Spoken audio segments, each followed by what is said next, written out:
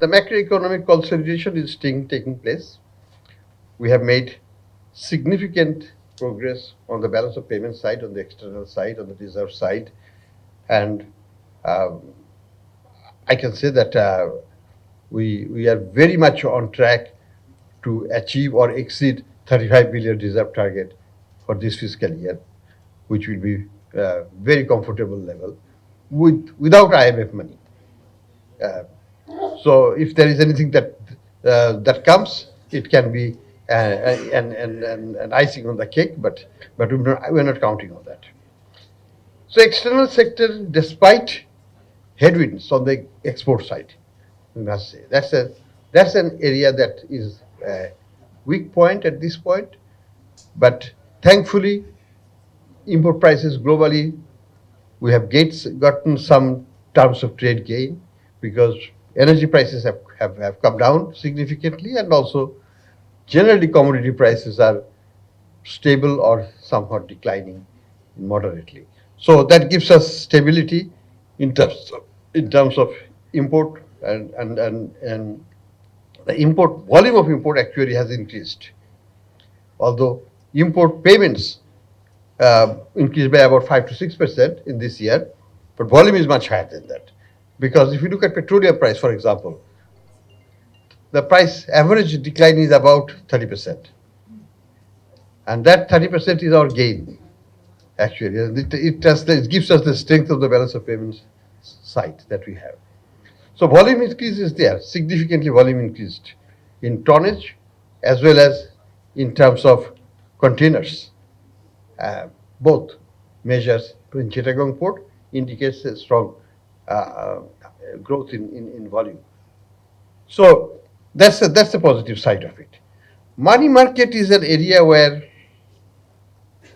we started with a very difficult liquidity situation. The liquidity situation was bad first on the foreign money side, that means the exchange foreign exchange side. We have all seen the difficult time that we have passed through. I have to see all our foreign creditors lining up in Bangladesh Bank for delayed payments and settling it early on. So we had to settle about $3.5 billion of arrears which were accumulated, and we had to manage um, the flow of goods through managing the payments on time, and reducing and eliminating all the arrears within a short time. But that was a challenging time. But that's behind us now. So money market now has a different dynamics. Let me tell you. A lot of money went out of Bangladesh. Reserve level came down from 48 to 20 billion. And what is the result of that? That's a contraction from our monetary point of view. That means if we multiply it by 120, and that's 24 billion or 25 billion dollar reserve loss, how much it comes to? Huge amount of money, trillions of taka has left Bangladesh. So there was a very severe deceleration in deposit growth. Deposit growth last December 24 was 6.4%. 6.4%. What that translates into? If you have 18 trillion deposit, 6.4% growth gives you something like what? Like 2 trillion? No, like 1.45 trillion, 1.15 trillion only. The government alone borrowed from the money market 1 trillion. So the scarcity of liquidity and the dearth of financing for the private sector is obvious. There is no, we shouldn't have any other, that was the critical time that we have passed through. There was virtually very little money that the banking system could support the private sector with after government takes its cut out of it. This year, last December, I think if your data is correct, which you showed me today, the deposit growth has increased to 11%, from 6.4 to 11. And our deposit is now about 20 trillion taka. So 11% gives us 2.2 trillion. from 1.15 to 2.2 trillion. Government takes this 1.2. Still, you are left with more than 1.2. So that is from 0 to you got 1.2. Then 1.2 trillion taka additional resources to be disbursed by the monetary system, by the money market. So that gives you a relief. What is my expectation? My expectation is that this deposit will go to 14%. Why? What is the source of the growth? Source of the growth is primarily it's not the money creation. We didn't create any money to support the budget or support this or that. This money creation is happening because of primarily or mostly because of balance of payment surplus. It is the net foreign assets build up that's created the money supply. So what we are expecting is the 14% deposit growth. And that will be the crux. So if you can achieve that, we'll be back to the normal historical level for Bangladesh. And that will give you about 2 trillion taka in financing from the banking system for the private sector. And that will be the point of what I will call relief for the economy. You will have this suffocation, lack of liquidity, which is equivalent to lack of oxygen in your body.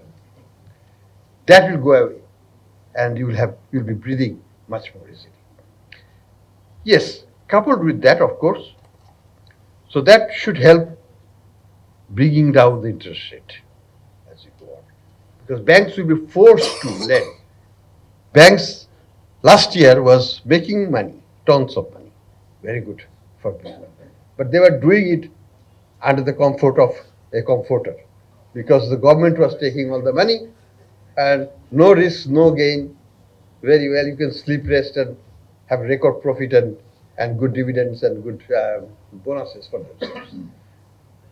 But now you have to lend, because you will have extra $2 trillion taka to disburse, and you have to lend, and that's where the banks have to work hard to find the borrowers and the right borrowers to give the money, and that's when, again, as I said, the oxygen will start flowing in the body. So, what I would like to say is that one of the most important concerns, the major concerns that you have the other concern was the exchange rate. That has been settled by and large. It's stable and so on. Hopefully, it will stay significantly stable. I'm not saying we don't believe in fixing the exchange rate. It is free. It's floating. It's based on at what I've said already, that we will make taka attractive, so that people will give up their dollar to buy taka, get taka. What is happening? Why we are getting dollar when you float our auction? Banks are selling it. Banks are voluntarily selling it because they need the taka, and we get our dollar, and that's why we purchased $3.7 billion. Pretty soon we will. This is much more than what IMF has given to us so far. So, $3.7 billion, no obligations attached, nothing. It's our money. No repayments to be done. It's simply in our coffers.